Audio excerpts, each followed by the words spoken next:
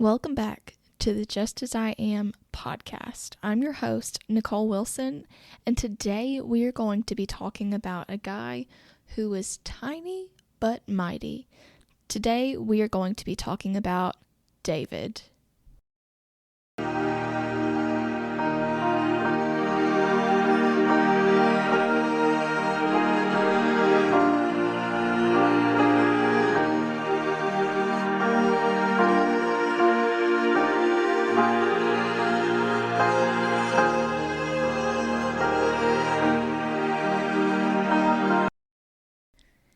As a Sunday school and a substitute teacher to typically small children, I have learned that the best way to teach children about the Bible is through story.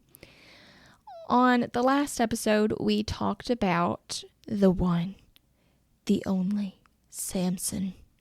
Well, today we're going to talk about a Bible story that I know, and I hope we have at least all heard of this one. And this is going to be the story about David and Goliath. And if you have not heard this story, just sit tight because we are fixing to go over it. No worries. If you would like to follow along, I'm going to be in 1 Samuel chapter 17. In this story, it is somewhat similar to the last one. And that is because the two main characters, or groups of characters in this story, are the Israelites and the Philistines. And just as the last time, there's one good team and there's one that's not so good. They have both come to this meeting place and are about to go at it. And that is until this giant, aka Goliath, comes out. And in the Bible, it tells us that Goliath's height was 6 cubits and a span. Okay, this translates to, drumroll please, 9 feet. Pause for dramatic effect. Goliath was 9 feet tall. I honestly don't know of anyone who's even been 8 feet tall. I know we've had people reach 7 feet plus some, but I don't think I've known of anybody who's come close to 9 feet. And if you have, you can tell me, because I'd love to look that up. This guy was huge, but not only that, his armor was also as impressive as his size. His bronze coat of scale armor alone weighed 5,000 shekels, which is about 125 pounds. And the bronze point of his spear shaft, not even the whole thing, but just the point of it, weighed 600 shekels, and that equals to about 15 pounds. This does not even include the rest of his armor's weight. Just 2 items, and we're pushing 150. Yeah, about that. After we're given the description of Goliath, we get to see a bit of Mr. Sunshine's personality here. And I am saying Mr. Sunshine sarcastically, okay? After he comes out, he starts hollering, and he sounds a bit full of himself. He tells the Israelites for a second after he mocks them, and he gives them an opportunity. He gives them a chance here, okay? He's being Mr. Nice Guy. And he tells them to send a man, and if that man can take Goliath down and take him out, that the Philistines will serve the Israelites. But, and there's a big but here, literally, if they cannot find a man who can do that, and Goliath takes their man down and out, they will have to serve the Philistines. Dun, dun, dun. At this point, the Israelites are dismayed and terrified. I would be too if this 9-foot man was saying all this stuff. Not to mention that during this time that they were at their quote unquote meeting place that the Philistines kept creeping closer every day for 40 days. See that special number there? We're all about the number 40.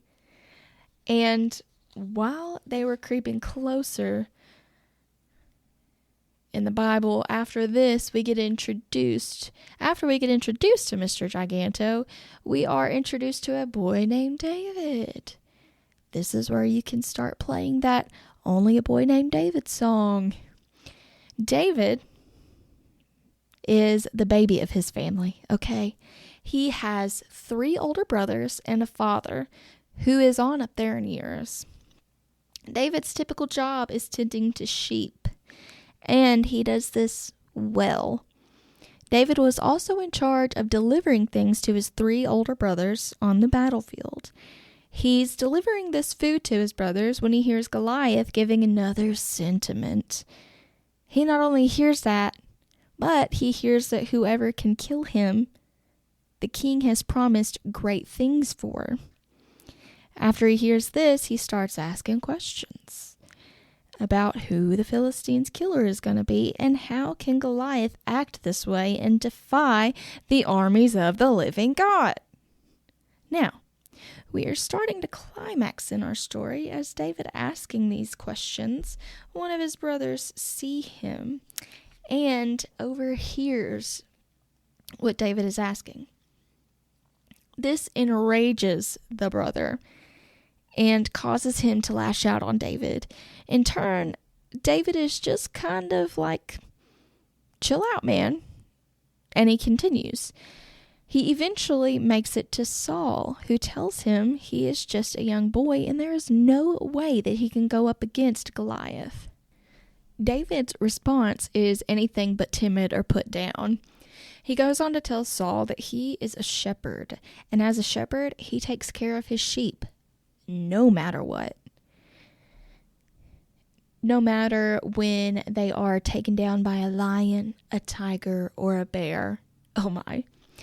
David goes after them and rescues the sheep. He takes that predator away and kills it right then and there. This is how he tells Saul that this would be just another day of watching sheep for him. To which Saul responds and says, well, all right, go ahead then. May God be with you. Now, we are at the climax of this story. Saul tries to dress David in armor and give him a big sword.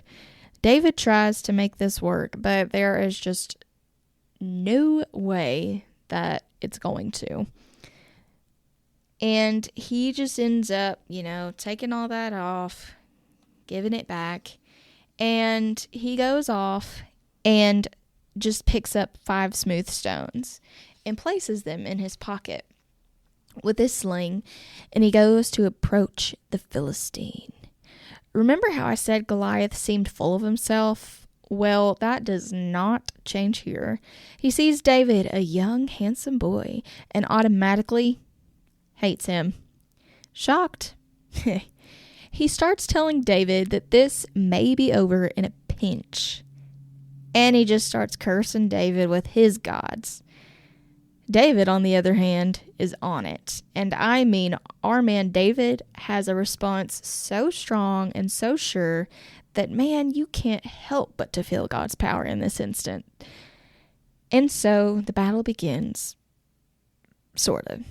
Goliath is coming for David, and David immediately starts running towards him. He takes out a stone for his sling, winds it up, and shoots for the giant. The stone is a perfect shot, hitting Goliath right in the forehead and takes him down immediately. Can you imagine that? I mean, okay, let's just talk about it for a second. I know head wounds are a very important thing here, but can you imagine the force that must have had to be able to hit him in the head and knock him down? Giant Goliath, giant 9-foot Goliath, immediately goes down once David hits him with that stone. And once Goliath hits the ground, David comes overtakes Goliath's sword. Not even a sword that David had handy, because remember, he couldn't handle whatever armor they were giving him, but takes Goliath's own sword and chops his head off. You can't make this stuff up. And after this happens, what do the Philistines do? They run for the hills. And yet they were still toast. It's either so weird because, well, I guess it could be funny too. I can't decide on just one. Because when we hear these stories as kids, we always hear, the not so graphic version. We get the moral of the story, but we don't get the whole story, And then you grow up and you hear the whole story, or you read it, and you either flinch or drop your jaw. I am not kidding when I say I thought that rock killed him all by itself for the longest. And I'm 27. I don't know whether to be embarrassed or what. But life is full of so many giants. And with some of those being bigger than others, we all face them, each one of us every day.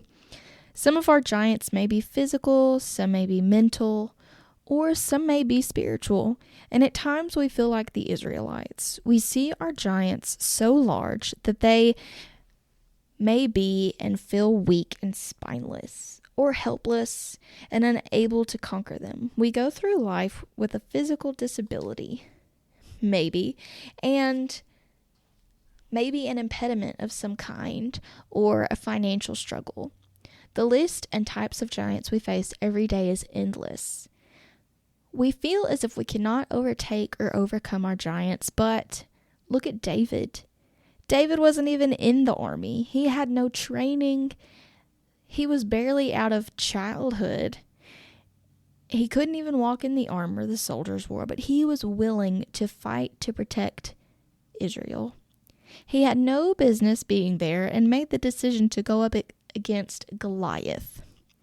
David was strong and courageous. One of my favorite things. He knew that our God was all-powerful and would be with him in that moment. And boy, was he ever. There may be moments in your life that you have to battle a giant, and it may not be easy. That giant may not come down with just one smooth stone, but what is important is that you are trying. You can do anything through Christ and Christ alone. Giants come, but they fall no matter how or what their size. What I'm trying to say here is, I guess, that no matter what you believe, you can be strong and courageous. Actually, scratch that. You are strong and courageous, and I hope you believe that with all your heart, soul, body, and mind, because it's true. I asked some people on Facebook to share a verse or a passage for encouragement, and here are some of those that I got. They call this their no fear verse, and it is Colossians 3:23 through 24, and it says, "Whatever you do, work at it with all your heart, as working for the Lord, not for human masters, since you know that you will receive an inheritance from the Lord as a reward. It is the Lord Christ you are serving." Another one is Psalm 56:8.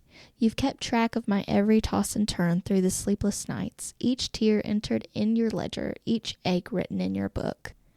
The last one I have for you is Psalm 35. "For his anger lasts only a moment, but his favor lasts a lifetime. Weeping may stay for the night, but rejoicing comes in the morning."